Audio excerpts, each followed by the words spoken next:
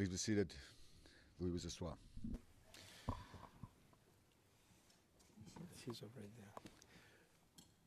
Good morning. Président, bonjour à nouveau. Le procureur nous a demandé la parole pour quelques minutes. Le procureur qui souhaite s'adresser à la Chambre, donc je donne la parole au procureur. Monsieur Dimergian. Merci, Monsieur le Président, Madame, Monsieur les juges. Nous n'avons pas souhaité interrompre notre estimé confrère pendant la première pause et nous voulions entendre le témoin et entendre la déposition. Toutefois, il y a quand même un certain nombre de questions, de problèmes de procédure en quelque sorte. Et nous pensons qu'il serait utile d'attirer votre attention là-dessus. Dans un premier temps, nous pensons qu'il y a un certain nombre de déclarations qui ont été présentées aux témoins. 2, 3, 4 déclarations et à la fin, il a été demandé aux témoins de présenter des observations au sujet de 4 déclarations, ce qui n'est absolument pas juste à l'égard du témoin. On peut certes présenter au témoin une ou deux déclarations, lui demander quelques explications, mais lui présenter 4 déclarations, cela ne fait que jeter la confusion dans le compte-rendu d'audience. Deuxièmement, nous ne savons pas quelle est la déclaration qui est prise en considération. Et puis, je pense que pour vous, Madame, Messieurs les juges, il vous sera très difficile par la suite de savoir au sujet de quelle déclaration répondait le témoin. Ça, c'est dans un premier temps. Deuxièmement, c'est ce que j'appelle les observations qui sont faites du style différentes versions de votre récit. Ce sont des observations qui sont présentées maintenant que le Conseil pourrait garder pour sa plaidoirie parce que pour le moment, cela peut intimider le témoin et nous demandons à ce que ce type de déclaration ou d'observation ne soit pas faite pendant la déposition du témoin parce que pendant la déposition du témoin, il est question de faits ni plus ni moins. Et puis en dernier lieu, il faut savoir que pour ce qui est de la déposition de la semaine dernière, il y a eu des auditions entre le témoin et le bureau du procureur avec des questions, des réponses et il a été question de la procédure devant les tribunaux d'Abidjan, notamment dans l'affaire contre Madame Simone Gbagbo et nous n'avons que les réponses, nous n'avons pas les questions. Alors, le compte-rendu d'audience n'est pas un compte-rendu d'audience verbatim. C'est la raison pour laquelle, dans ce type de situation, le Conseil ne doit pas interrompre le témoin et doit lui donner la possibilité de fournir des explications. Il en va de même pour les déclarations. Il ne s'agit pas de questions, il s'agit tout simplement d'un résumé de ce qu'a dit le témoin. Donc, nous aimerions rappeler tout cela au Conseil. Nous ne voulons pas l'interrompre constamment, nous ne voulons pas toujours demander à prendre la parole. C'est pour cela que nous indiquons à notre estimé confrère quelle est la procédure juste qui doit être suivie. Je vous remercie. Le Président, merci beaucoup. Maître Bougnon. Monsieur le Président, il y a globalement qu'on me reprocherait de confronter le témoin à des déclarations qu'il a tenues. Monsieur le Président, je crois que mon collègue sait bien où je veux en venir et c'est pour montrer exactement la crédibilité du témoin. Ce témoin, dans plusieurs affaires, ou du moins dans plusieurs déclarations sur un seul incident, sur un même fait, comme vous l'avez remarqué, à plusieurs dépositions. Il fallait que je montre à la Chambre, que je montre au cours de cette instance que c'est parce que je n'ai pas voulu employer et que je m'abstiens d'employer un certain nombre de termes. Mais il était important. Et il est important parce que je vais continuer à montrer au fur et à mesure que nous allons avancer comment est-ce que ce témoin-là varie d'un jour à un autre, d'une déclaration à un autre, sur un même fait. Et je pense que la Chambre a le droit de savoir le genre de témoin que l'accusation nous a envoyé ici. La Chambre a le droit de savoir que ce monsieur n'a jamais une seule déclaration, même sur son arrestation, il en a plusieurs. C'est pour cela que je l'ai fait. En plus, ce sont des documents qui nous ont été divulgués. Here we are not dis- Le président, oui, mais là, nous ne parlons pas de la crédibilité. Je vous ai donné la parole, maître, pour que vous puissiez réagir ou répondre à ce que le procureur vient juste de nous dire. Le moment n'est pas venu de faire des observations au sujet des observations relatives à la crédibilité ou à la non-crédibilité du témoin. Je vous en prie, maître. L'accusation est en train de me reprocher de présenter plusieurs déclarations aux témoins et que ce ne serait pas juste. Voilà ses propos. Que le fait de présenter plusieurs déclarations qu'il aurait tenues auparavant dans d'autres affaires ne serait pas juste. C'est pour cela que je justifie ce fait-là, pour que la Chambre ait une évaluation de la crédibilité du témoin. Donc je justifie, c'est en réponse à ce que l'accusation a dit, qui me reproche de présenter des déclarations qu'il a faites auparavant. Et pour ce que vous aviez dit tout à l'heure, pour dire que j'empêche le témoin de s'expliquer, je lui ai dit qu'on ne parle pas au même moment quand je l'ai arrêté. Sinon, plusieurs fois, j'ai bien laissé le témoin s'exprimer longuement et vous avez dû le remarquer. Voilà. Et je signale à mon contradicteur que je vais continuer à le confronter à toutes les déclarations qu'il a faites avant d'arriver ici. Parce que bien souvent, et d'ailleurs tout le temps, ces déclarations sont contraires à ce qu'il a fait ici. Merci.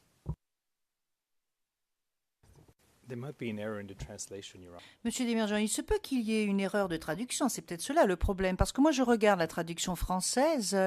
J'ai pris la parole pour dire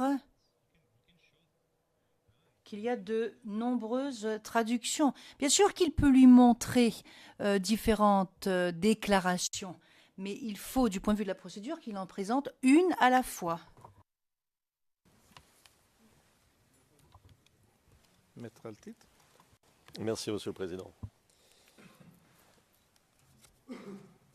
La défense de Laurent Gbagbo souhaite formuler quelques remarques à la suite de l'intervention du représentant d'accusation.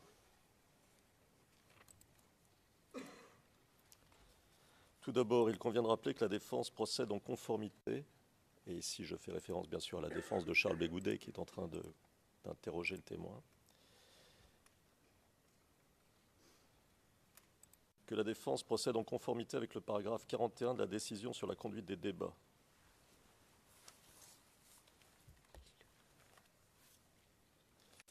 Qui prévoit qu'une partie peut confronter le témoin avec ses déclarations antérieures pour permettre au témoin de s'expliquer, ce que le témoin a d'ailleurs fait.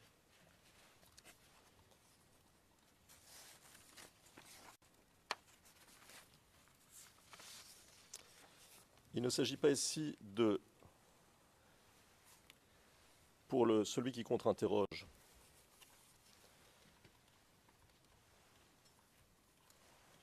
d'essayer de s'écarter de ce qui est son devoir, mais il lui appartient, car c'est là son devoir, de demander au témoin de s'expliquer sur ses contradictions. Et comment peut-il le faire ? Sinon en citant les versions successives que donne le témoin d'un même incident. S'il y a deux versions successives, comment lui reprocher de citer les deux versions successives ? S'il y en a trois, comment lui reprocher de citer les trois ? Bref, comment lui reprocher de citer toutes les contradictions que le témoin a pu présenter au sujet d'un même événement. Deuxièmement, il appartient à la défense de tester la plausibilité du récit du témoin. Et tester la plausibilité du récit du témoin, c'est d'une certaine manière tester la crédibilité du témoin, car les deux choses sont liées, bien sûr. Troisièmement, Ce n'est pas au procureur de dicter à la défense comment interroger le témoin.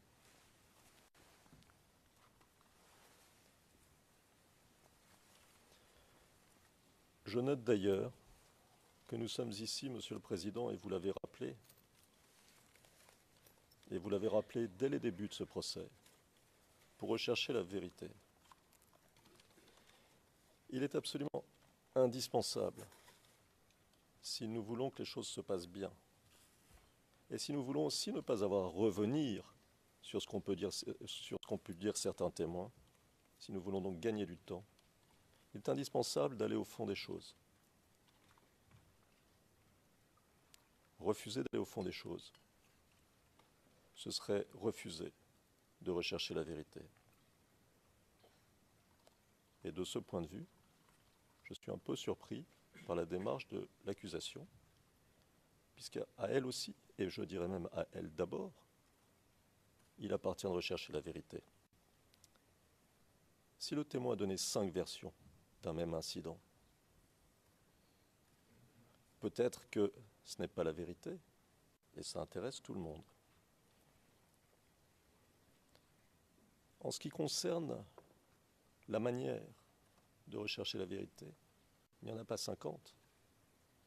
Il faut tester ce qu'a dit le témoin pour essayer de comprendre qui est le témoin. Et cela, ça appartient à la partie qui interroge. Le procureur, quand il s'agit d'interroger un témoin qu'il appelle, la défense, quand il s'agit d'interroger le témoin appelé par le procureur. Je note d'ailleurs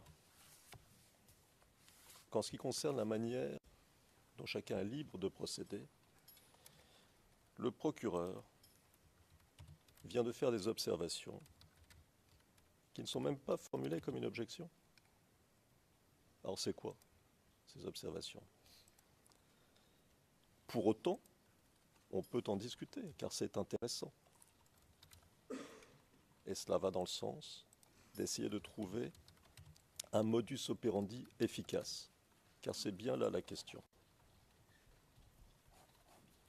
4e point, Monsieur le Président. Le procureur procède exactement de la même manière lorsqu'il interroge ses témoins. Et enfin, 5e point. Concernant les déclarations antérieures prises en Côte d'Ivoire, le procureur nous a dit « Oui, mais les questions ne sont pas toujours là. »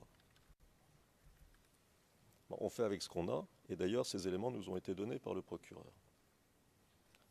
Mais je note qu'il existe des déclarations antérieures prises par les représentants de l'accusation où les questions ne figurent pas. Ça n'a jamais été un problème. Et le bureau du procureur, quand c'est son intérêt, les utilise. Donc on ne peut pas demander une chose et son contraire.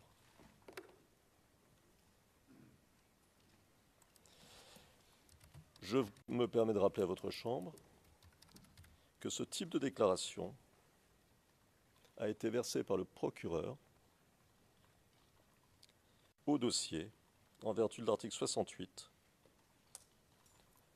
dans leur totalité. Alors comment utiliser un argument de la part de l'accusation quand en même temps on procède de la manière exactement inverse? Voilà pour mes questions, pour mes remarques, Monsieur le Président.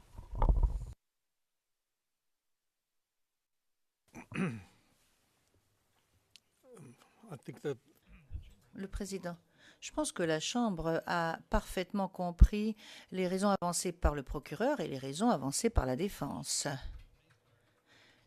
Les questions qui sont soulevées sont au nombre de 2. Premièrement, la façon dont les différentes déclarations ont été utilisées pour confronter le témoin à ces déclarations, et puis deuxièmement, les observations ou les commentaires qui sont parfois faits.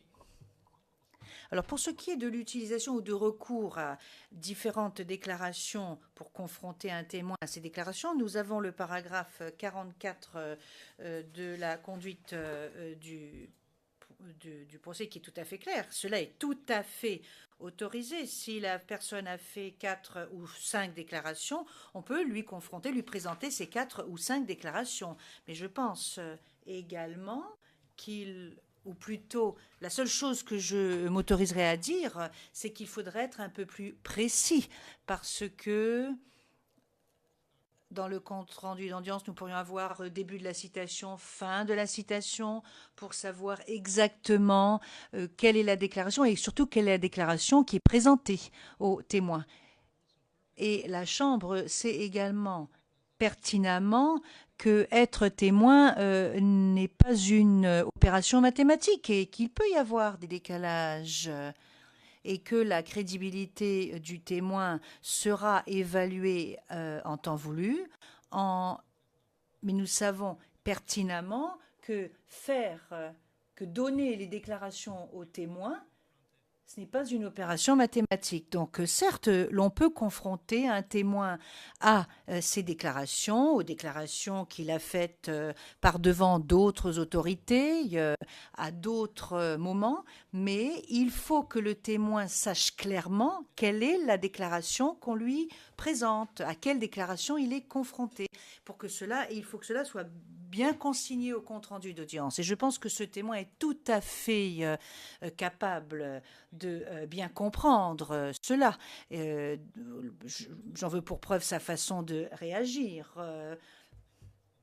On ne peut pas dire que le confronter à ces déclarations n'est pas juste pour le témoin. Pour ce qui est, ceci étant dit, des commentaires, j'aimerais vraiment demander à tous les conseils de s'abstenir de faire des commentaires au sujet de la déclaration ou des déclarations du témoin. Limitez-vous, contentez-vous de poser des questions, contentez-vous d'entendre les réponses et au lieu de faire des commentaires sur les réponses, posez une autre question. Vous aurez tout à fait le loisir et le temps de faire des commentaires en temps voulu. Alors je pense que maintenant nous pouvons poursuivre peut-être et nous pouvons continuer à poser des questions aux témoins. Et j'aimerais demander à monsieur l'huissier d'avoir l'amabilité de faire entrer le témoin dans le prétoire.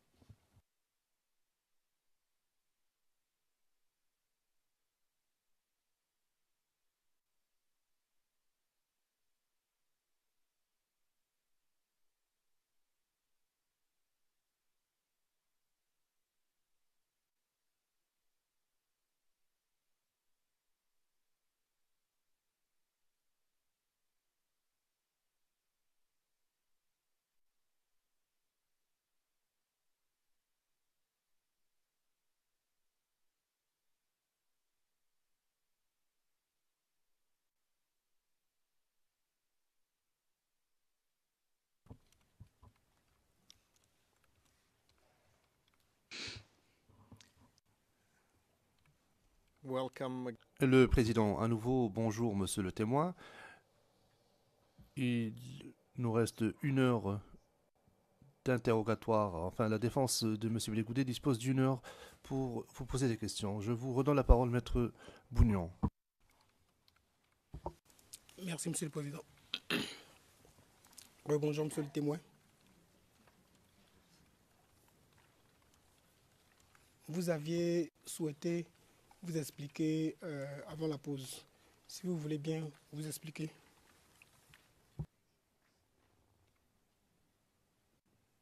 Vous pouvez reprendre vos questions avant parce que bon, j'ai perdu le fil du... Non, si vous n'avez pas d'explication donnée, je continue alors. Vous aviez souhaité vous expliquer quand on a eu la pause, le président vous avait dit que vous pourriez vous expliquer après la pause. Maintenant, si vous n'avez rien à dire, sur ce point, Il dit que j'ai perdu le fil. Donc, si vous pouvez répéter vos propos avant la pause pour que je puisse m'expliquer. Yes. Le juge président, En effet, je pense qu'il convient que vous lui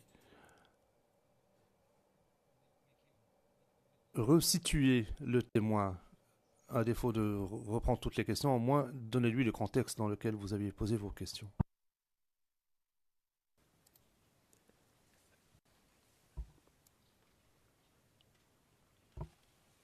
En fait, il s'agissait de... En fait, j'ai peur parce qu'on dirait que c'est un commentaire. Il s'agissait de différences dans vos déclarations entre ce que vous aviez dit à la Chambre ici et puis sur M. Assoadou. Ce que vous aviez dit à la Chambre ici, ce que vous aviez dit au tribunal de première instance d'Abidjan lors des assises du procès de Mme Gbagbo, je vous faisais remarquer que, je fais un résumé pour qu'on, je vous faisais remarquer que lors de ce procès, vous étiez revenu sur vos propos. Il ressort des notes de ce procès que vous étiez revenu sur vos propos parce que vous aviez mentionné que vous ne connaissiez pas, vous n'aviez pas reçu de financement en main propre de M. Assoadou, alors que c'est ce que vous aviez dit devant la Chambre ici. Et vous aviez dit que c'était, vous parlez de 2009-2010, dont je vous ai relu les propos que vous avez tenus à la DST pour vous mentionner que c'était effectivement de cette période-là qu'on parlait et que vous étiez revenu sur vos dépositions. Voici là où on en était. Merci, maître. Merci, maître. Donc, d'abord, je vais d'abord signifier d'abord que lors de la confrontation avec le ministre Assoadou,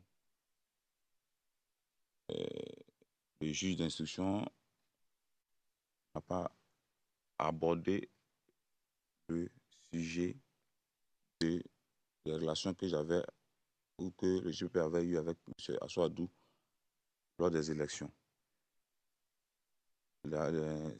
L'instruction du juge était au sujet des événements qui se sont passés après la crise post-électorale. Donc, ils sont passés après 2011. À la DST, lorsqu'on m'a demandé qui sont vos financiers, la question n'était pas adressée dans le sens de qui étaient les financiers du GPP, mais qui étaient les financiers de certaines opérations qui ont eu lieu après 2011.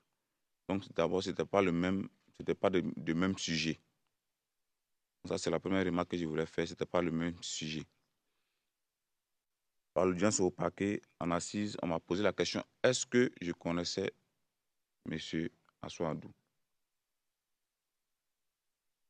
J'ai dit oui, qu'il était ministre du président Laurent Gbagbo.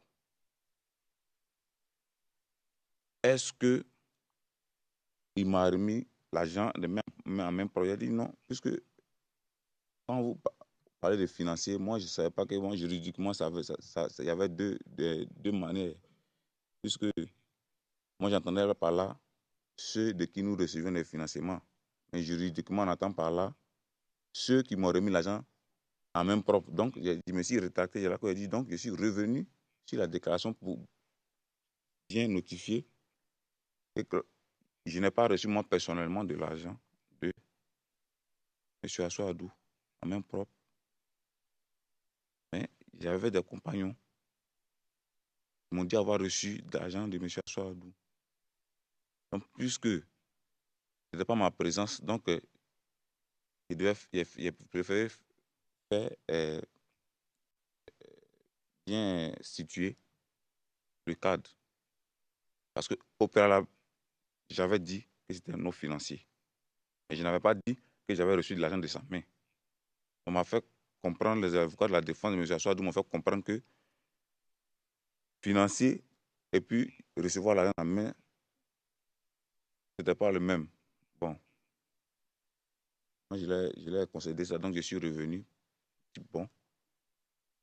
Je n'ai pas reçu l'argent de sa main. Mais il ne s'agissait pas des mêmes faits.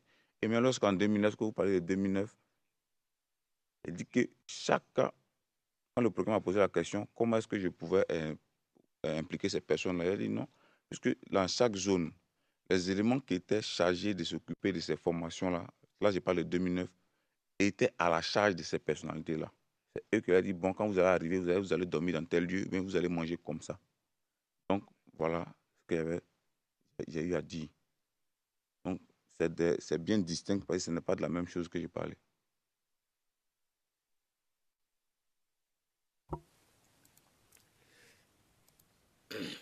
Je vais,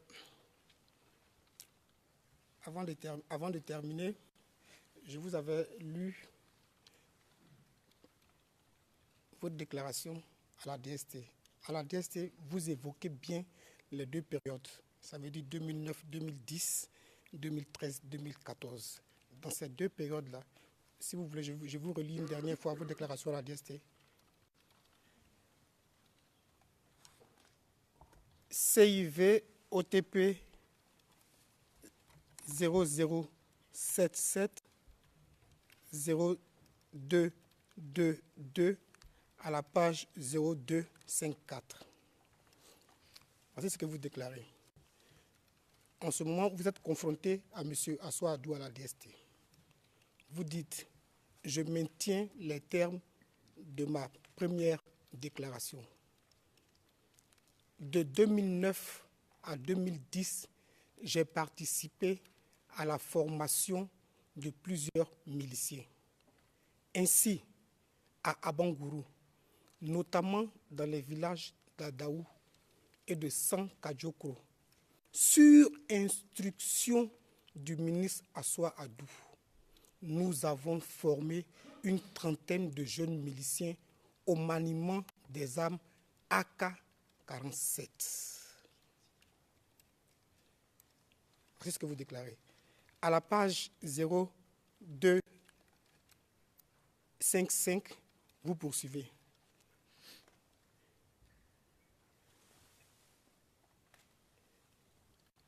Les nommés Kone Katina, Amara Touré, Assoa Adou et Damana Pikas sont impliqués dans les projets de déstabilisation du mois d'août 2014, dont les attaques devraient commencer dans les régions de l'Ouest.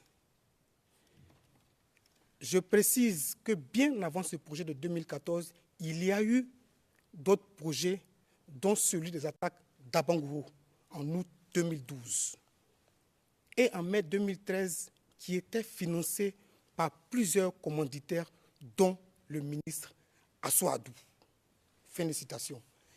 Et donc, dans ces deux déclarations, vous englobez aussi bien la période 2009-2010 et la période 2012 jusqu'à 2014. Et c'est sur cette déclaration-là que vous êtes revenu lors de votre interrogatoire au tribunal de première instance d'Abidjan Plateau. À la Chambre, alors que vous êtes revenu sur cette déclaration, à la Chambre, vous répétez encore que M. Assoa Adou aurait été votre financier. C'est la question que je vous pose. Pourquoi est-ce que vous êtes revenu sur cette déclaration, sur ces deux périodes, devant les assises, et ici, vous venez encore répéter ce à quoi vous aviez renoncé? C'est ma question. Monsieur Demirjian, Monsieur le Président, nous avons une déclaration qui contient une référence ERN. Ensuite, il y a une comparaison avec 2-3 autres déclarations. Cela suscite une certaine confusion. Qu'est-ce qu'on confronte aux témoins? Il y a une déclaration qui a été lue au fin du compte-rendu, et puis voilà qu'il fait référence à d'autres déclarations. Or, personne ne sait à quelle déclaration il fait référence, puisqu'il n'y a pas de citation précise. Comment le témoin est-il censé répondre à cette question? Le juge président. Je pense que la question est beaucoup trop complexe, trop compliquée. La question doit être posée de façon frontale, directe et simple. Après quoi, à mon avis, il faudra comparer des pommes avec des pommes et les poires avec des poires. En ce qui me concerne, je ne pense pas que c'est ce qui a été fait. Répondre. Aux assises d'Abidjan, voici ce que Le témoin déclare CIV-OTP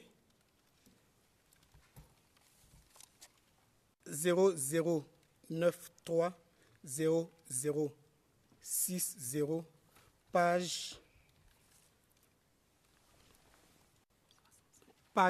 65. Il dit: je connais bien Assoua Adou. C'est un proche de Laurent Gbagbo. Nous avons eu une confrontation. Si j'ai dit qu'il finançait notre mouvement, c'est vrai, après, je suis revenu sur ma déclaration. J'ai dit non parce que je n'ai pas rencontré en personne M. Assoua Adou. Monsieur le Président, voici vos propos lors des assises. Je pense que j'ai cité l'URN. En fait, on était revenu là-dessus parce que le témoin avait délimité une période. C'est pour cela que je citais sa déposition à la DST pour dire qu'il avait évoqué les périodes en même temps et il était revenu sur sa déclaration. Vous voyez où je me situe maintenant? Oui, maître. Mais je pense que c'est l'explication que j'ai donnée. J'ai expliqué, parce que lorsque la déclaration que vous venez de citer, j'ai expliqué pourquoi. J'ai dit parce que les avocats objectaient disant que est-ce que ces financements-là, je les avais reçus en main propre? C'est-à-dire, est-ce que je les avais reçus directement du ministre Assoua Adou et que j'ai dit non. Je pense que lorsque la question a été posée par le procureur, je n'ai pas revenu pour dire que non, M. Assoua Adou m'avait remis l'argent en main propre. Parce que c'était à propos de cette déclaration-là que j'ai voulu faire la différence en assise. Parce que j'ai voulu faire comprendre qu'il ne sous-entendait pas que j'avais reçu de l'argent en main propre, mais j'ai dit qu'il avait financé. Je n'ai pas reçu l'argent en main propre. Et j'ai expliqué quelles étaient les personnes qui m'ont dit qu'il recevait de l'argent des choses de M. Assoua Adou. Et que même lorsque moi j'ai rencontré Abeng Gourou, le ministre Dogo Raphaël, il m'avait dit qu'il était de connivence avec M. Damana Picasse et M. Assoua Adou. Donc je pense que à l'audience, c'est ce que j'ai clarifié.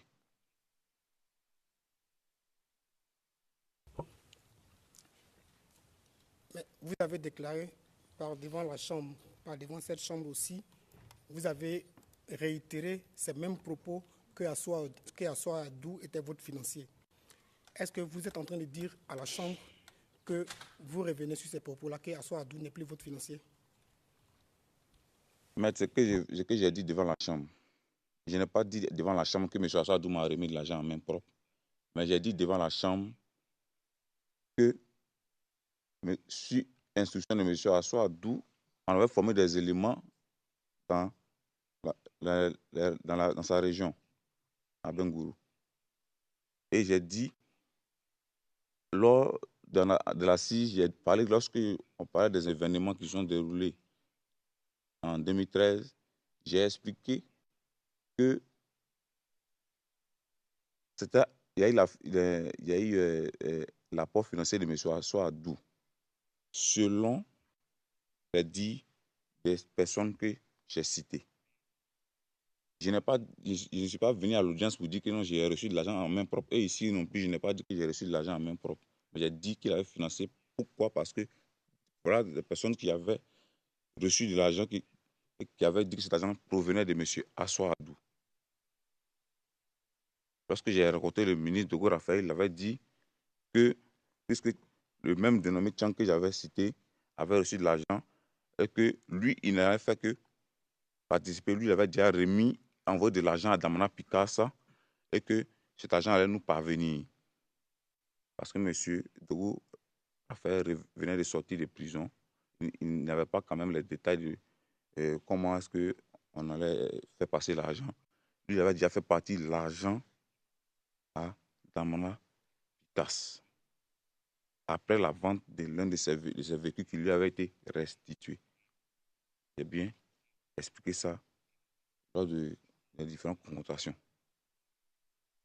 Puisque à l'audience m'avait été posée la question de M. Assoadou, j'ai voulu en même temps préciser pour ne pas que la défense dise que non, j'ai dit qu'il m'a remis, j'ai dit qu'il a financé, je n'ai pas dit qu'il m'a remis l'argent en main propre et que non, maintenant il ne m'avait pas remis l'argent en main propre. Ils m'ont demandé, est-ce que financé, est-ce que moi j'ai reçu l'argent de ses mains? J'ai dit non. Donc dans ce cas, je reviens confirmer, je n'ai pas reçu l'argent de ses mains, mais des personnes m'ont affirmé avoir reçu de l'argent ou avoir transmis de l'argent qui devait être associé à celui de M. Assoadou pour financer les opérations. Je pense que c'est cette clarification que j'ai apportée.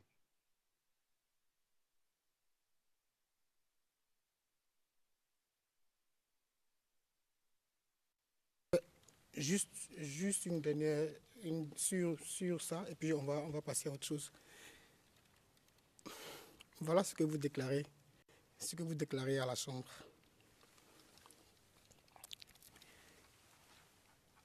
Donc, il y a eu aussi, avec le ministre Assoadou à Bangourou, où aussi on a envoyé des éléments là-bas pour s'occuper de la formation, ainsi qu'à Niablé aussi.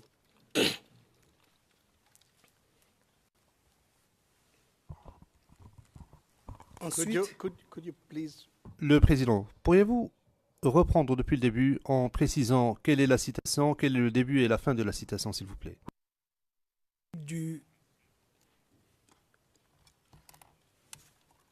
du 20 octobre 2016 à la page 19 à partir de la ligne 10. Je vous épargne.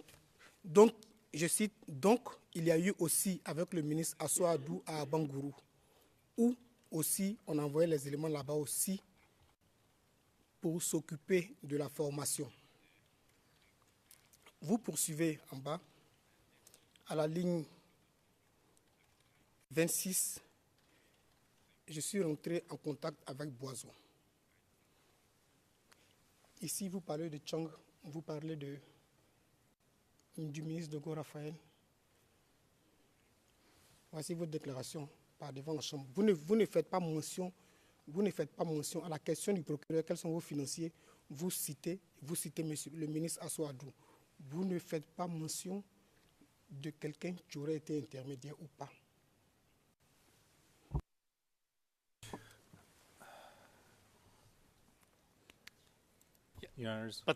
Monsieur Demirjian, Monsieur le Président, je pense que nous avions compris. Et nous avions compris ce qu'il voulait dire. Monsieur Demirjian, Monsieur le Président, pour que les choses soient bien claires, afin d'être juste envers le témoin, il faudrait lui lire toute la citation avant de préciser le cadre temporel. Le Président, je pense que nous devons poursuivre. Monsieur le Président, on va passer à autre chose.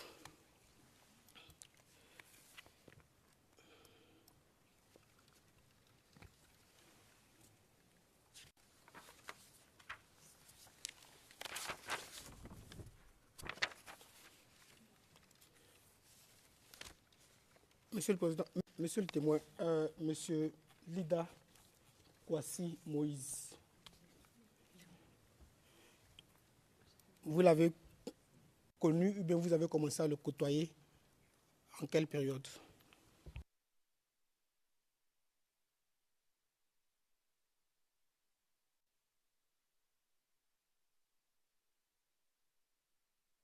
J'ai dit que j'ai connu M. Lida Kwasi bien avant d'aller en exil. Quand il n'y a pas de côté où vraiment on a eu à se fréquenter vraiment régulièrement, c'était en exil. Je l'ai rencontré bien avant d'aller en exil. Mais en exil, qu'on se fréquentait.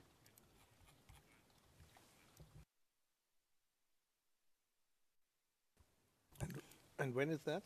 Timing? Le Président, et quand est-ce que cela est arrivé? Est-ce que vous avez un mois, une date ou une période à nous signaler?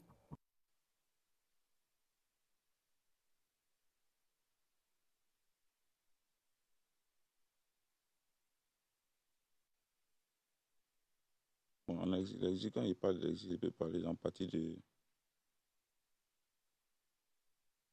septembre 2011.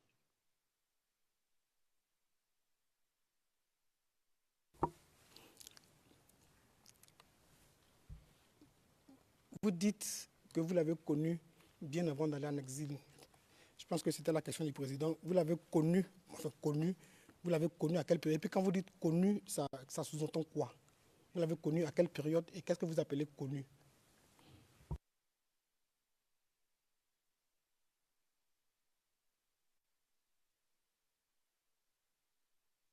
Moi, quand il dit connu,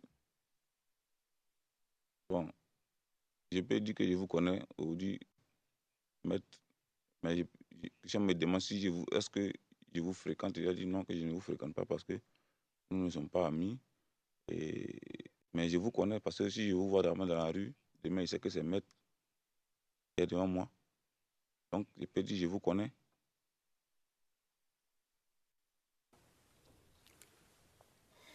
Et donc, vous connaissiez M. Lida Kwasi juste parce qu'il était ministre, mais vous ne l'aviez jamais à cette époque-là, entre l'époque où il est ministre, ça veut dire 2000, jusqu'à 2011, où vous êtes supposé le voir pour la première fois dans cette période-là, en 2002, avant l'exil, vous ne l'avez jamais rencontré. Si. Attendez, quand je finis de parler, et puis vous allez, sinon si on parle en même temps, c'est pour ça que je vous demandais, quand vous dites que vous l'avez connu comment, où et quand et à quelle période avant l'exil?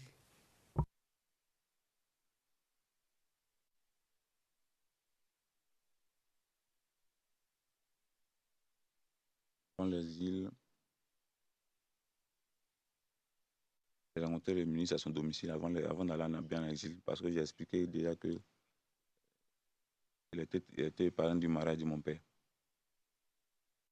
Donc, je l'ai expliqué aussi que le procureur m'avait posé la question.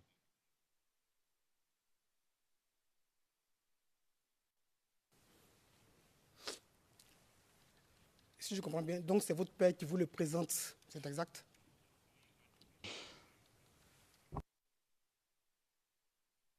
D'abord, on allait dans la même église. Et je ne peux pas dire que c'est mon père qui me l'a présenté. Ce n'est pas mon père qui l'a présenté, mais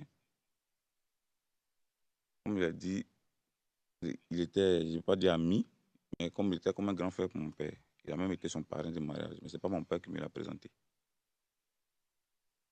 Parce que je suis allé le rencontrer, ce n'était pas si instruction de mon père, ce n'était pas mon père qui m'avait envoyé pour aller le voir. Je suis allé le voir à titre personnel.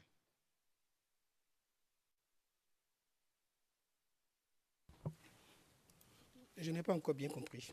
J'ai dit que j'étais allé le voir à titre personnel.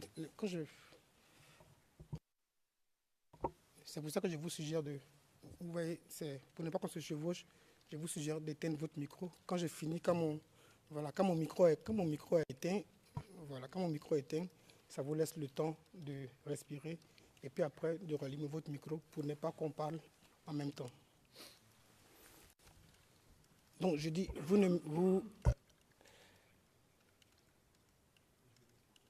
vous parlez d'église, vous parlez de ce n'est pas votre père qui vous l'a présenté. Et donc, expliquez à la Chambre en quelle année et comment est-ce que vous faites la connaissance, pas la connaissance peut-être, parce que peut-être que comme il était ministre, vous l'aviez déjà vu à la télévision, mais comment est-ce que physiquement, si jamais physiquement vous êtes rencontrés, comment est-ce que vous vous rencontrez physiquement? C'est la question que je pose.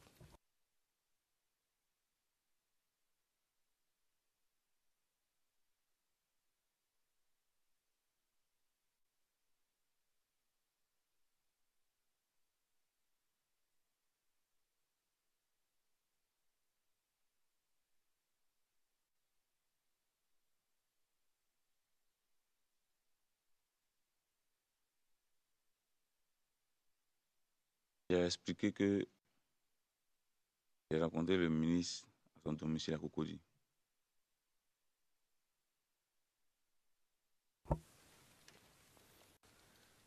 Quand vous m'avez demandé si c'est mon père qui me l'a présenté, je lui ai dit que ce n'est pas mon père qui l'a présenté. Mais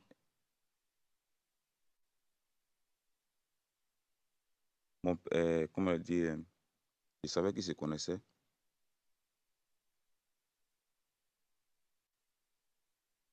Donc, je pense que, bon, je ne sais pas comment, si euh,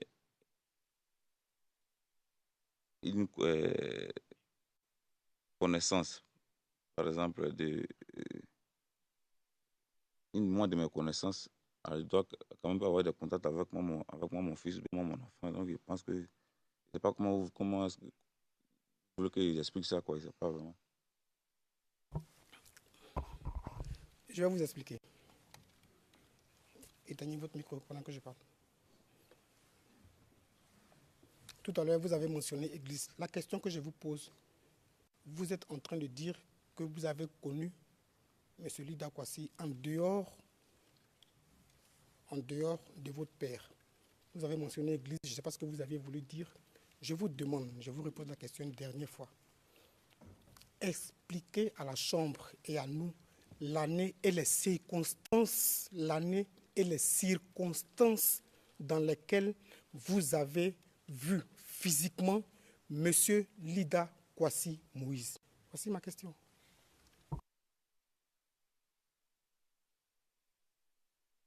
D'abord, l'année, je me souviens bien, c'était courant 2004.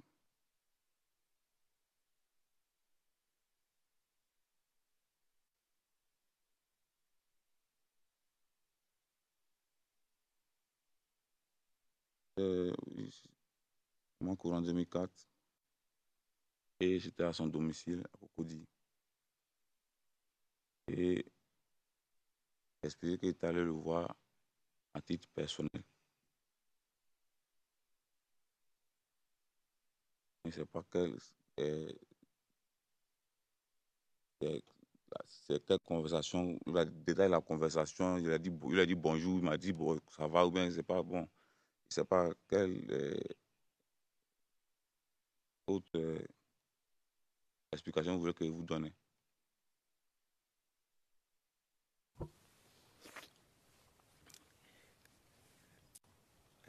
Après cette rencontre, vous l'avez revu avant 2011, après 2004.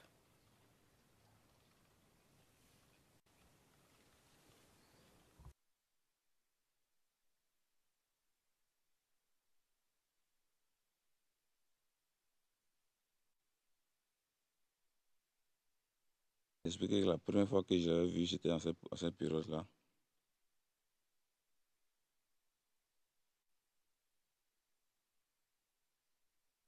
Il y a eu des fois, bon, comme on l'a dit, il est arrivé de venir à la maison. Donc, normalement, forcément, après ça, on s'est vu. Et des fois, on s'est vu après ça.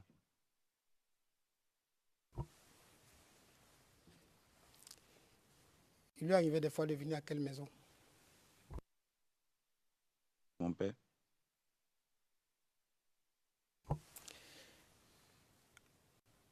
À quel moment viviez-vous chez votre père?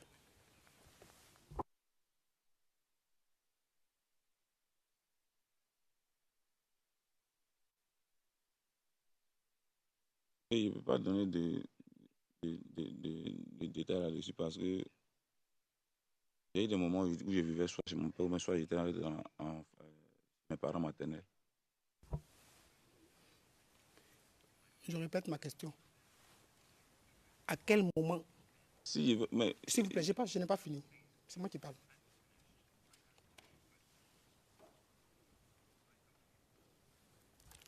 À quel moment, en quelle année viviez-vous chez votre père?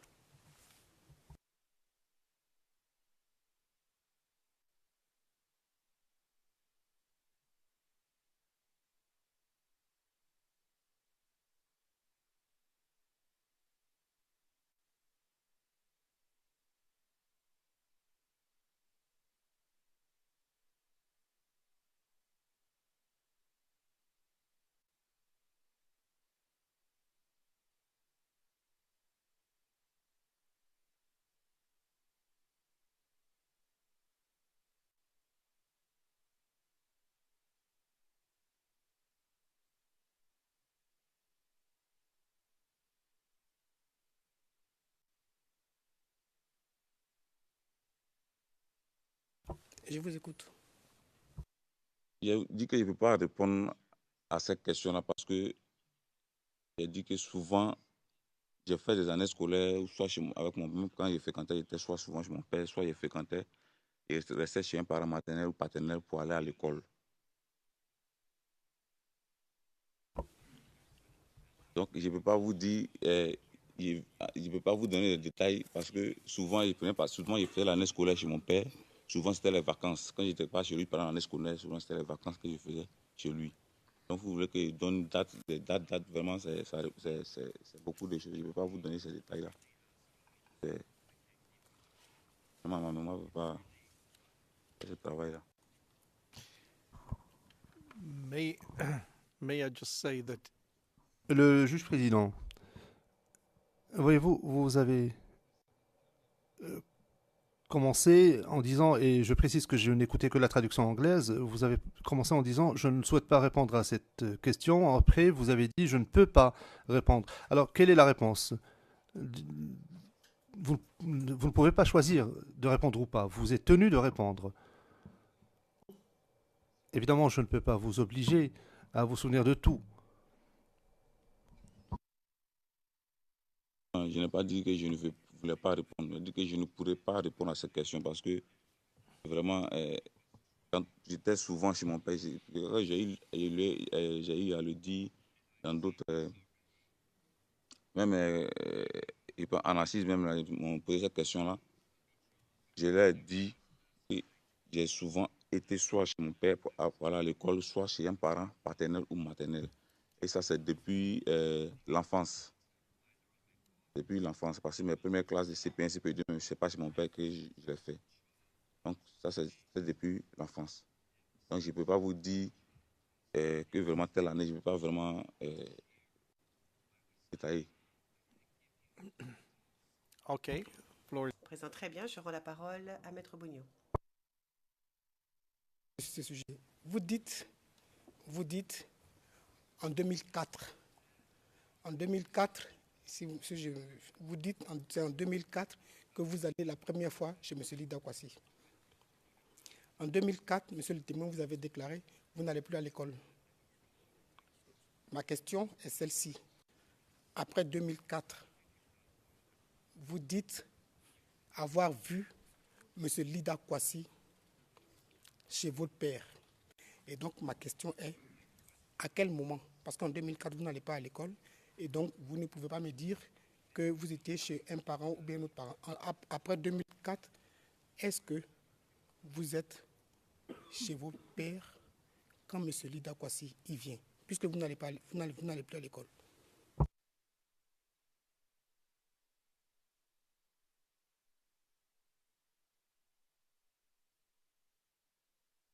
Mais ce que je voulais vous signifier, c'est que ma présence chez mon père ne dépendait pas du fait que j'aille à l'école ou que je n'y aille pas. Le fait que j'ai vu chez lui ou que je ne vis pas chez lui ne dépendait pas que j'aille à l'école ou bien que je n'aille pas à l'école. C'est chez mon père, je pourrais aller passer une semaine, il pourrait aller passer des vacances, ou bien je pourrais rester là-bas pour toute autre raison, parce que c'est la maison de mon père. Vous avez demandé de donner une précision que je vous ai dit, je ne peux pas vous donner parce que je peux aller vivre chez un oncle ou bien chez mon père. Ça dit, il n'y a pas de période définie pour être où j'étais habité avec mon père ou pas. Donc, je pense que j'ai déjà répondu à votre question. Je ne sais pas quelle autre précision en tout cas que je peux vous apporter.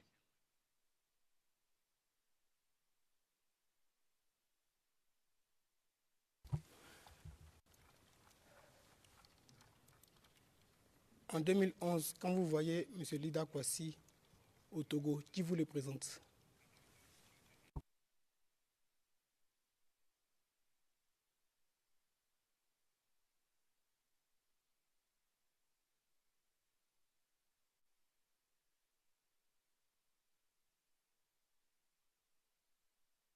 Parce qu'en 2011, on va rencontrer M. Lida Kwasi.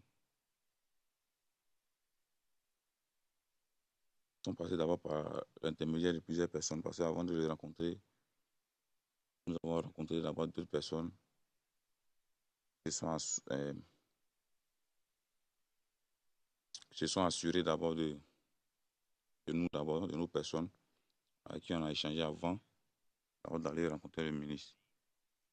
Il avait expliqué qu'il y avait M. Després Aristide, qui était le président de l'Association des réfugiés ivoiriens de la diaspora au Togo. Il y avait aussi le député William Atebi, et M. Franck Dali, ancien secrétaire général de Notre Voix. Nous avons rencontré ces personnes-là, d'autres personnes encore. Nous avons rencontré ces personnes-là d'abord, préalablement, avant de rencontrer le ministre d'Akwasi. J'ai dit nous parce que je n'étais pas sûr à ces rencontres-là. Pourquoi vous avez besoin de temps d'intermédiaire pour rencontrer une personne que vous connaissez bien auparavant?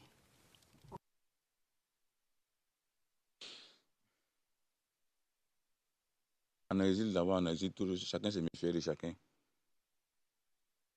En exil, chacun se méfiait de chacun, puisque après la fin de la crise, certains qui avaient rallié, souvent en place, et il y a d'autres qui étaient en exil. Parmi ceux qui étaient en exil, il y a d'autres qui étaient là pour avoir des informations sur ce qui se préparait en exil. Ils faisaient les activités des proches du FPI qui étaient en exil. Donc, lorsque nous devons rencontrer le ministre, d'abord, nous étions à Lomé dans un camp de réfugiés. Donc, là-bas, nous avons rencontré, moi j'ai rencontré des personnes avec qui il avait combattu, ou d'autres connaissances qui n'avaient rien à voir avec les conflits armés. Mais comment on s'est renseigné pour savoir que sur le camp de réfugiés, il n'y avait pas seulement que les pro-Gbagbo, il y avait aussi les pro-Ouattara aussi qui étaient exilés aussi dans le même camp. Donc, évidemment, je me suis renseigné pour savoir à qui est-ce qu'on pouvait se fier et à qui est-ce qu'on ne pouvait pas se fier. Ce mois, je suis rentré en contact avec, d'abord même avec une ancienne du GSPR, Méliane, parce qu'il y a eu l'information qu'elle était en contact avec le ministre. Et je suis passé par elle pour savoir avec qui est-ce que je peux rentrer en contact avec pour pouvoir rencontrer le ministre. C'est elle avait eu un différend, avec le ministre parce qu'au préalable, elle était allée se déclarer avec d'autres FDS, se déclarer au HCR.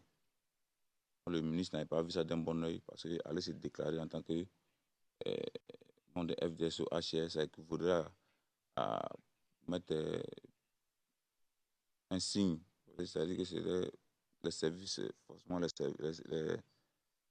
services intérieurs du Togo, forcément allaient les suivre de près pour savoir quel genre d'activité est-ce qu'ils menaient. Donc elle a dit que, en tout cas, elle est en contact avec le ministre, mais la personne qui était mise indiquée, ce serait M. Després Aristide, par qui je suis passé organiser la rencontre avec le ministre.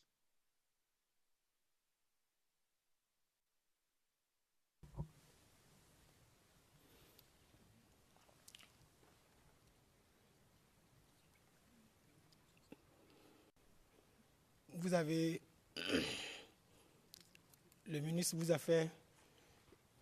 vous a-t-il fait à Lomé une confidence sur la mort du général Gueye?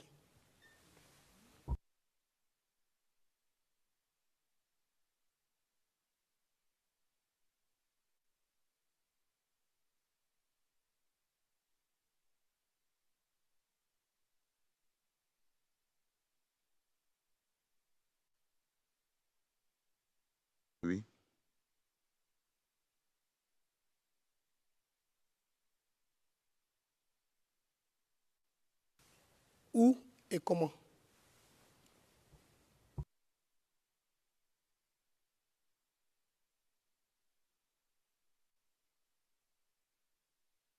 Lors d'une de nos rencontres,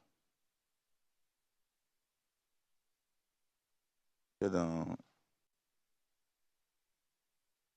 un espace buvette où on avait l'habitude de les rencontrer à Lomé. C'était dans cet espace-là, pour une de nos réunions. Et il nous a fait cette confidence. Ce n'était pas à moi seul, parce que je n'étais pas seul là lorsqu'il m'a parlé.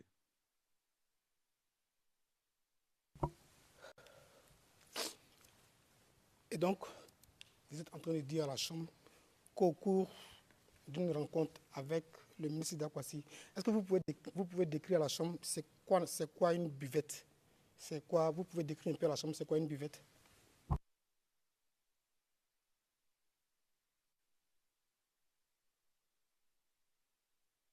Une buvette, c'est un endroit où on vend de la nourriture, on vend aussi de rafraîchissement. C'est un espace que le ministre même avait choisi pour sa discrétion, parce que l'endroit était discret. Ça appartenait à un Ivoirien qui lui faisait confiance. Donc, ce n'est pas la première fois qu'on s'est rencontrés à cet endroit-là.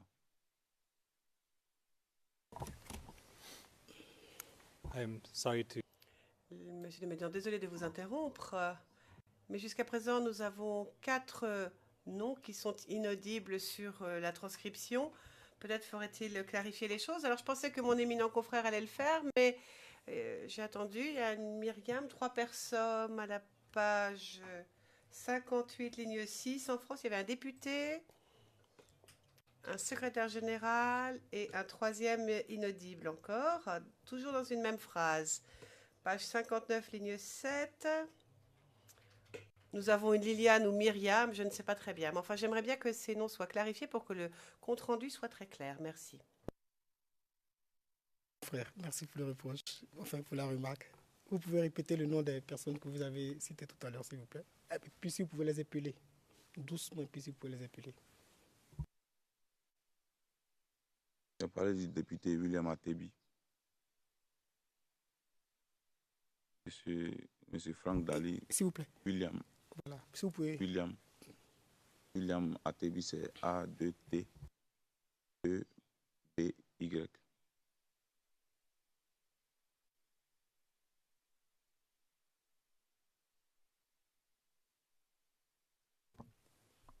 Excuse me, which Le président de quel parlement? De quel parlement, monsieur le témoin?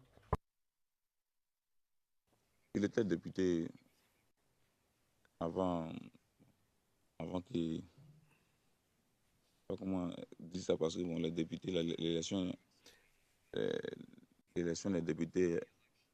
en Côte d'Ivoire? Oui, en Côte d'Ivoire, voilà, en Côte d'Ivoire.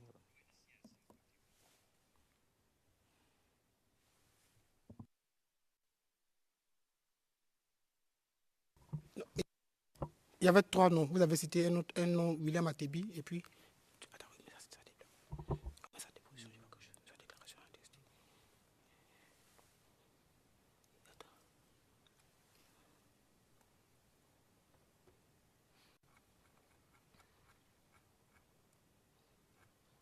J'ai cité M. Franck Dali, c'était l'ancien secrétaire général du quotidien Notre Voix. Secretary General of, former Secretary. Répétez, s'il vous plaît. Du quotidien Notre Voix.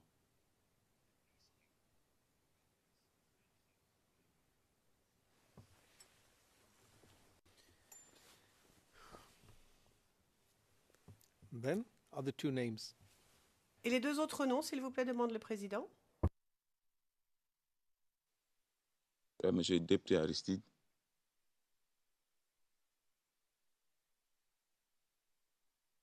Il y avait M. Daliba. Daliba, c'était un ancien DGSP aussi.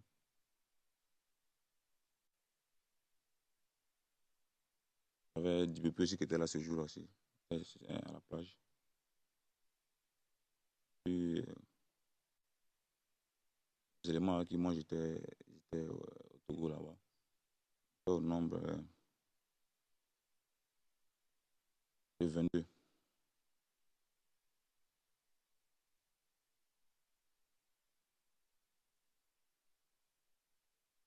Attends, je vais venir, ça va. La buvette, on va terminer avec ça d'abord. La buvette, c'était un espace ouvert, n'est-ce pas? Là, vous parlez de la buvette, vous parlez de la première fois que les gens qu'on a rencontrés avant de rencontrer le ministre, parce que je ne comprends pas. Et je pense que vous allez poser la question à savoir les gens que j'ai rencontrés avant de croiser le ministre. Vous parlez des gens qui étaient présents à la buvette. Je répète. Je parlais de la confidence. Je vous ai demandé de la confidence de M.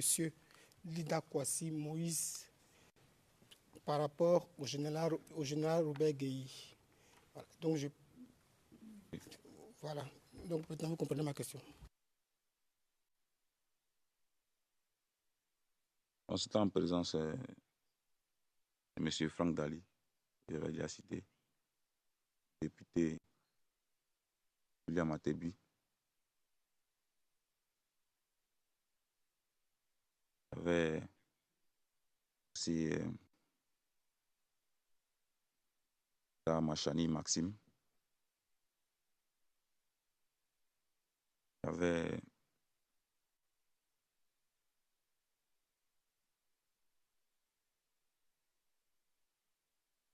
M. Després Aristide, Jean-Yves Dibopieux.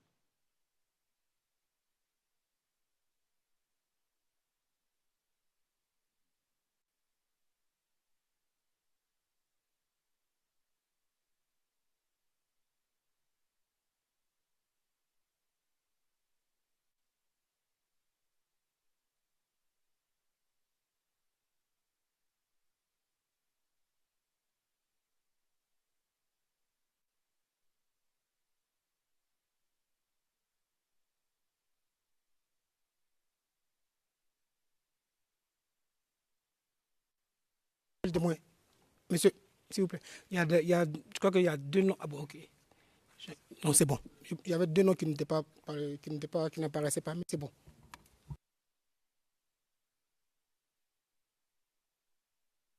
Bon, ce que j'ai cité, c'était comme les personnalités avec le ministre, bien entendu. Donc, j'étais allé avec dans Machani Maxime, il y avait un caporal-chef de la garde républicaine qui était nous, Kipré Mazou Alexis.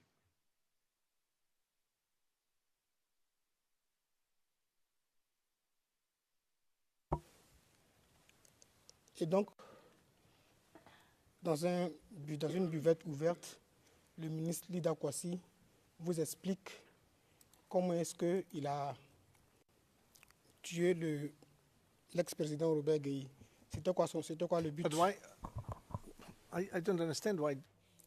Le président, je ne comprends pas. C'est un commentaire.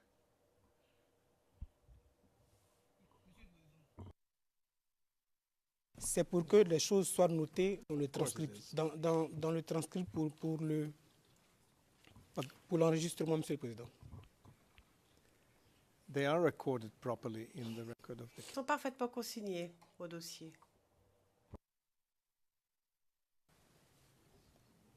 Dans quel but, dans quel but, M. Lida Kwasi vous explique cela?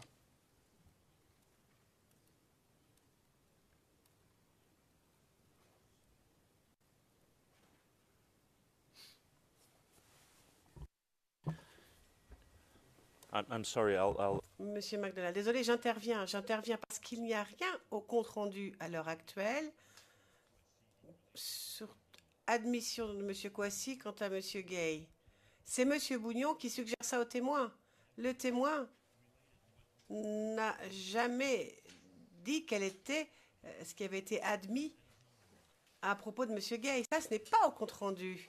Il y a une présomption et rien d'autre.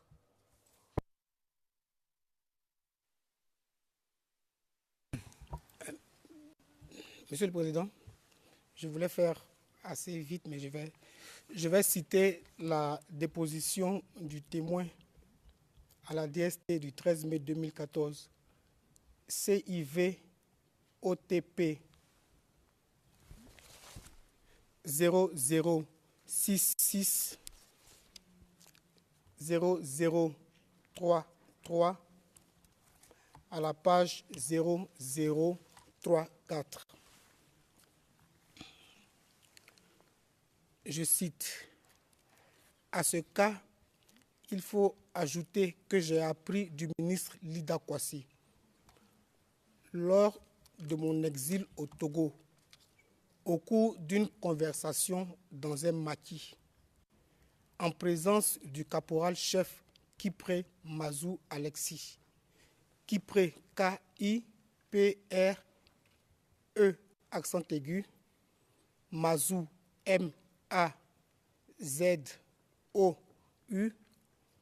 Alexis, alias colonel Golgotha, Golgotha G-O-L-G-O-T-H-A, anciennement en service à la garde républicaine, Eda Machiani, alias Da, D-A-H, Machiani, M-A-C-H-I-A-N-I, alias Diable un pied, entre parenthèses déféré, que l'assassinat du général Robert Guéhi a été exécuté par les colonels Kate Nyatwa et Dassé, entre parenthèses, Kate Nyatwa, excusez-moi, K-A-T-E,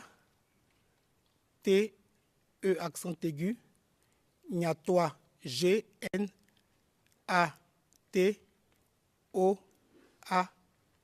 et Dassé, D-A-2-S-E, accent aigu.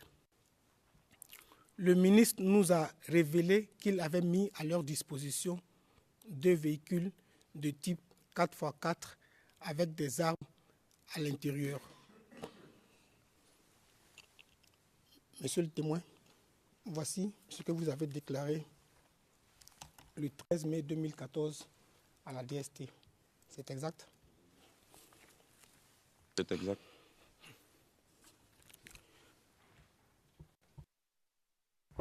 Vous vous souvenez avoir, sur la même affaire, fait une déclaration aux assises lors du procès de Mme Gbagbo? Oui.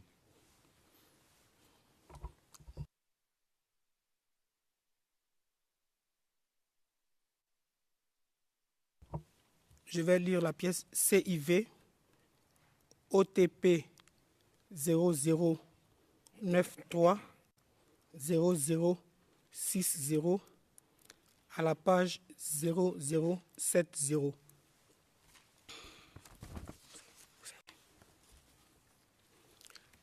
Donc, après la déposition du 13 mai 2014, 2 ans plus tard, vous dites en 2016, lors du procès de Mme Gbagbo, je cite, « Il a eu pour exemple la mort du général Guéhi qui s'est réfugié à la cathédrale où il a été retiré par l'escadron de la mort. C'est le ministre Lida Kwasi qui a dit à Touré que c'est lui qui a coordonné. S'il vous plaît, veuillez éteindre votre micro parce qu'on entend. Excusez-moi, je reprends. C'est le ministre Lida Kwasi qui a dit à Touré que c'est lui qui a coordonné la mort de Guéhi. C'est bien Lida Kwasi qui a donné l'ordre de tuer le général Guéhi.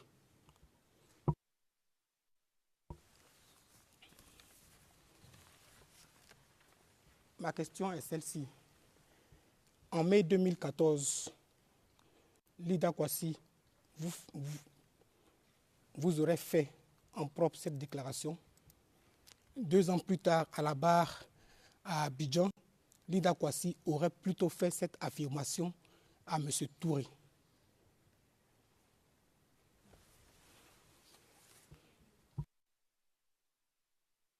Je peux répondre.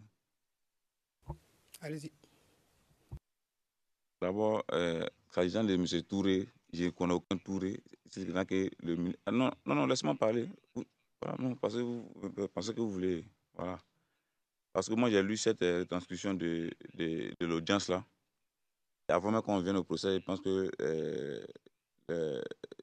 ceux qui m'avaient fait lire ça, quand j'ai vu ça, moi, je l'ai dit et je ne reconnaissais pas.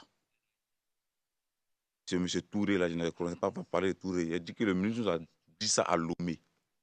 Je n'ai pas parlé de Touré. Parce que dans aucune de mes déclarations, je n'ai parlé d'un Touré, si ce n'est que Zegen ou bien peut-être le ministre Amara Touré.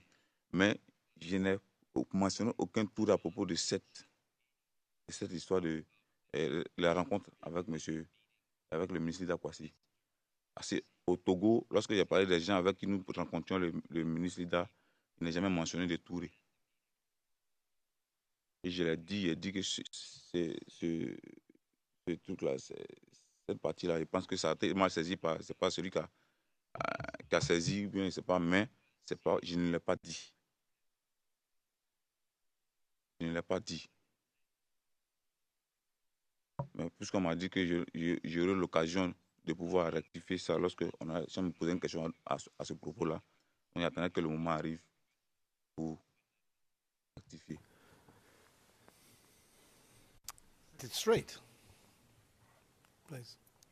Your Honors, Le président, oui, c'est direct. Nous en sommes, Monsieur le Médian, on voit à nouveau les dépositions dans l'affaire Simone Gbagbo, on voit qu'il y a des difficultés.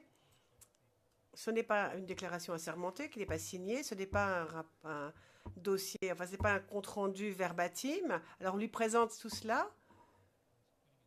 Donc, tout d'abord, sachez que mon éminent confrère ne lui a même pas demandé de s'expliquer.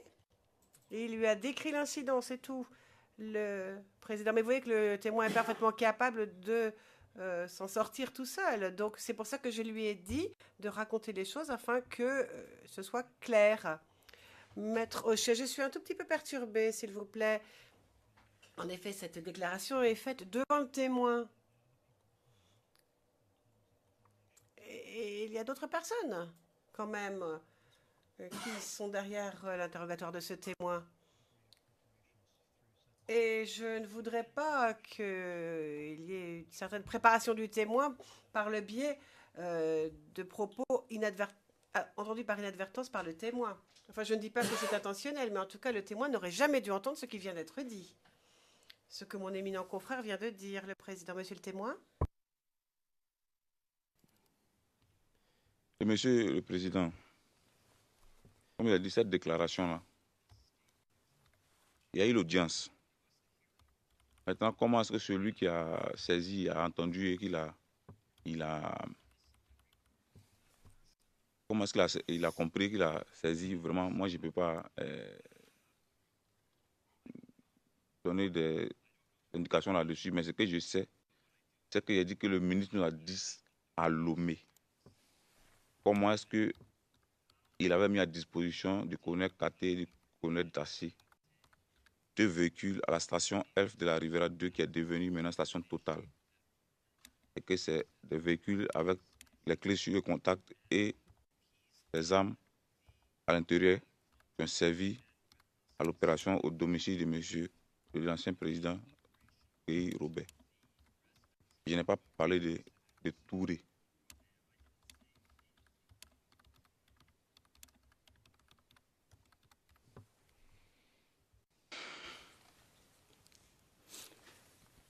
Monsieur le Président, il est 13 heures. Je pense qu'on va, si vous y accédez, on va faire la pause et puis peut-être qu'avant de commencer, je ferai un commentaire sur ce qu'a déclaré tout à l'heure, hors la présence du témoin, sur ce qu'a déclaré tout à l'heure l'accusation. Merci.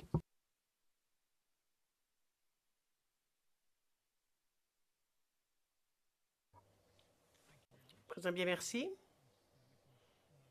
Je vais demander... Je crois vraiment que la pause s'impose, hein, donc je vais demander... Enfin, pour l'instant, je vais vous donner quelques minutes avant que l'on ne fasse rentrer le témoin dans le prétoire à 14h30. Et pour l'instant, nous allons faire la pause, donc on se reverra à 14h30.